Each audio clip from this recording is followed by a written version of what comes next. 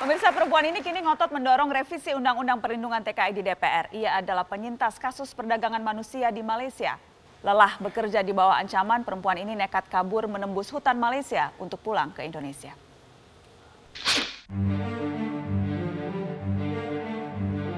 Siti Badriah, ibu 3 anak asal Grobogan, Jawa Tengah, sudah 12 tahun menjadi aktivis LSM Migrant Care yang fokus mengadvokasi pekerja migran.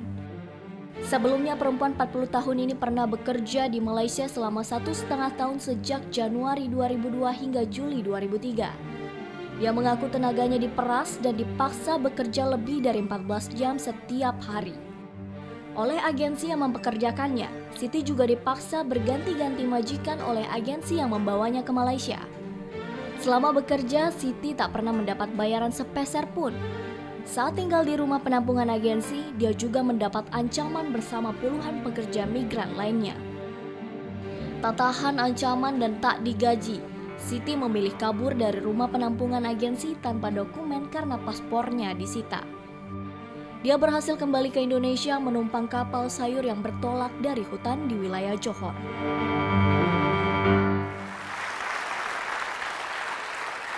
Sudah hadir di Mata Najwa, Siti Badriah. Mbak Siti Badriah, terima kasih sudah hadir di Mata Najwa. Selamat malam. Ketika pertama berangkat ke Malaysia, itu pengalaman pertama memang keluar negeri? Betul, Waktu itu berangkatnya lewat agen resmi atau memang lewat dokumen palsu? agen resmi. Agen resmi? Iya. Waktu berangkat dijanjikan akan bekerja di mana, Mbak? Bekerja di Pinang, Malaysia, di Bukit Mertajam sebagai pekerja rumah tangga. Tetapi faktanya saya setelah di Malaysia tidak hanya bekerja sebagai PRT, jadi saya sebelum PRT siang hari itu saya dibawa majikan ke tempat usahanya, kemudian setelah malam itu baru bekerja sebagai PRT. Jadi siang malam? Siang malam saya di dua kerja tempat yang dua berbeda tempat yang bekerjanya? berbeda dan harusnya saya mendapat 2 gaji begitu. Saya tidak hanya bekerja satu majikan, saya dipindah-pindah beberapa majikan. Sampai berapa majikan itu?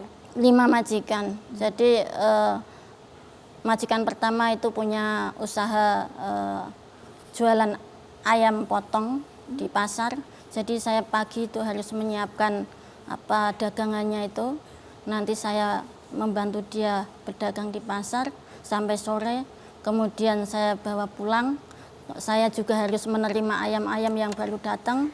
Kemudian setelah selesai itu semua baru saya kerja sebagai PRT. Oke. Berapa lama itu? 2 minggu ada di situ, kemudian saya dipindahkan ke majikan kedua. Jadi majikan kedua ini punya minimarket.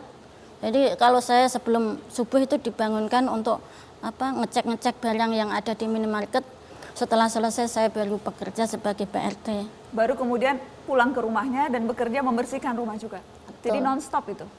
Saya bisa bekerja 20 jam. Bahkan sampai 20 jam dalam Iya, sehari? Iya.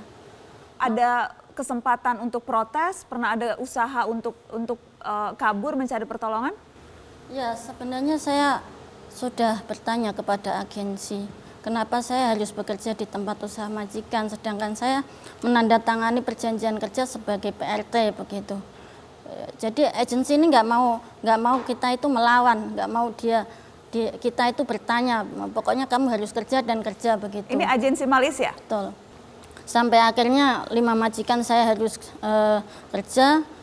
Kemudian saya bertanya kepada majikan saya, kenapa saya tidak pernah dikasih uang gitu sebagai imbalan saya bekerja begitu.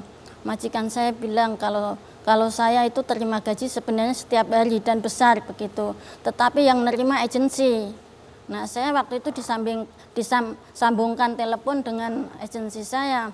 Saya tanya kenapa saya tidak terima gaji begitu. Nah, agensi ini bilang gaji kamu setelah 2 tahun kamu kerja baru dikasihkan gitu. Nah, udah 9 bulan lebih saya bekerja, udah siang malam saya bekerja, nggak menerima gaji pula. Saya punya anak di Indonesia gitu. Nah, akhirnya saya punya inisiatif pagi-pagi subuh sebelum majikan itu bangun, saya kabur.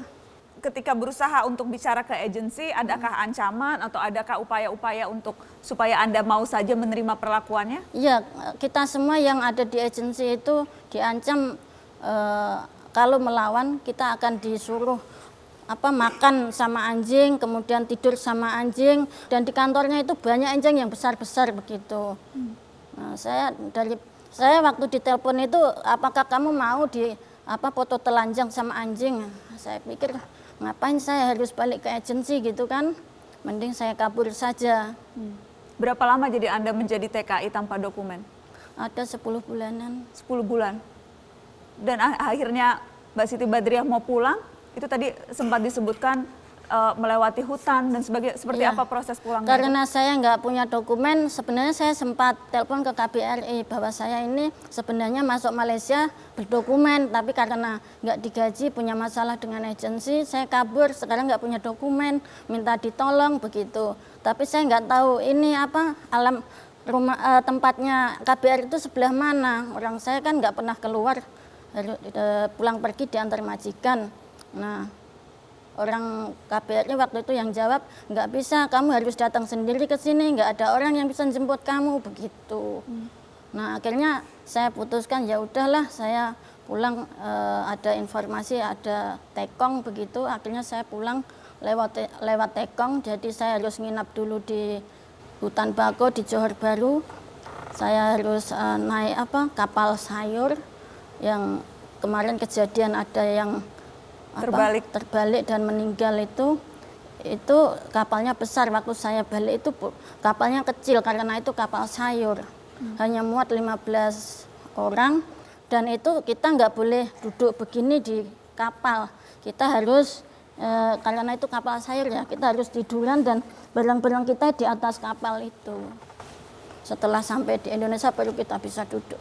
Berapa lama itu? Ada 6-5 jam. 6-5 jam di atas Ya karena kapal kecil ya.